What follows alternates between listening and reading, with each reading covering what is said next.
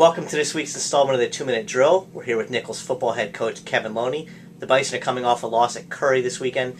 Coach, you mentioned you thought it was a pretty consistent 60-minute effort out of the team. The special teams played pretty well. Yeah, I thought for the first time all year, we really on defense and on special teams, I should say, did some really good things. You know, we've had good punt coverage all season long. I mean, I think we've probably given up maybe 5 total yards of punt return yardage all season long, which has been great. And it's a great credit to Paul Jennings, our special teams coordinator, and coaching a lot of young guys on that unit.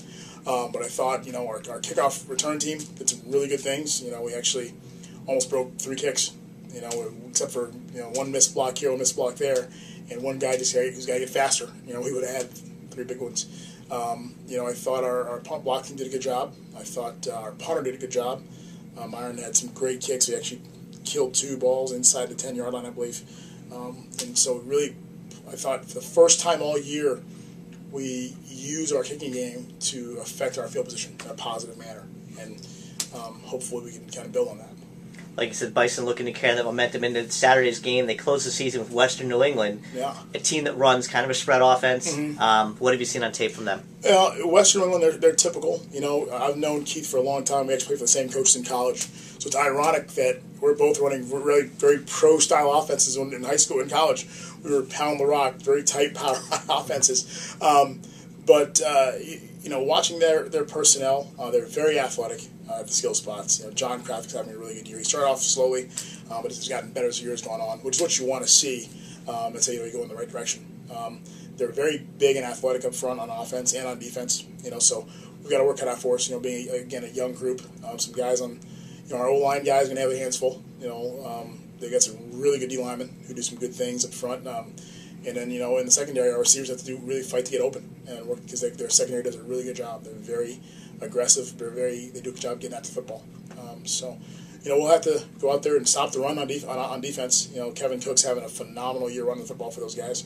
A credit to their O-line, obviously, and what they're doing in their tempo on offense. So we've got to do a great job, really, of handling, of fitting our gaps and tackling. That's probably, of all things we've struggled at this year with our young players, is the speed of the game against the older guys and being able to tackle properly, you know, wrapping people up, running our feet, near leg, near shoulder contact and collision on our ankle tackles, and, you know, not stopping our feet and getting juked in the hole, because those things happen and you give up cheap yards, as we call them here. And so we want to make sure guys are, you know, doing the little things right in their tackling. And that's going to be one of our big goals and focuses this week in practice. Bison will also honor 6 seniors prior to the start of the contest, 2 captains in Dylan and in Mario, and then some kids maybe didn't see the field as much as they would have liked, but were key contributors off the field. Certainly. You know, I'm really excited about those guys that they've persevered through a lot here in their 4 years at Nichols. Coaching change, obviously, and then, you know, philosophy change in terms of schemes and all that stuff. But those are the guys that lasted. Those are the guys who've worked really hard. And then obviously we bring in Jeff Schmeltz, who joins in his senior year from the basketball team, who's been a really good, fun guy to have around. He works really hard. You know, he's just, I mean, anytime you have a 6'8" guy running around catching passes, it's a good thing. So we're pretty excited about the direction those guys, what the legs they're leaving for us. You know, you've got guys who are high-effort guys, high-tempo guys, you know, like A.J. Farina.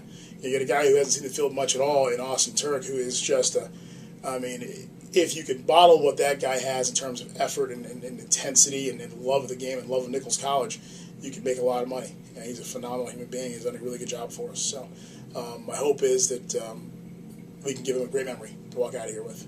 Well, special treat for fans this weekend as well. The game will be seen locally on tape delay on Charter 3 TV, starting at 7 o'clock. Something Nichols hasn't had before, and while it's not running live, it's still something pretty neat for the program. It's a great thing, you know, and credit to you, you know, Pete, in getting that done. You know, having been at schools, we've been on television before. It's anytime you get on TV, it's a good thing for the kids. It's a good feeling, you know.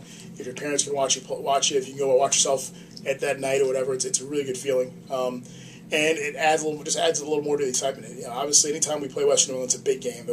It's probably our closest school in the conference in terms of distance. So it's a very good rival for us.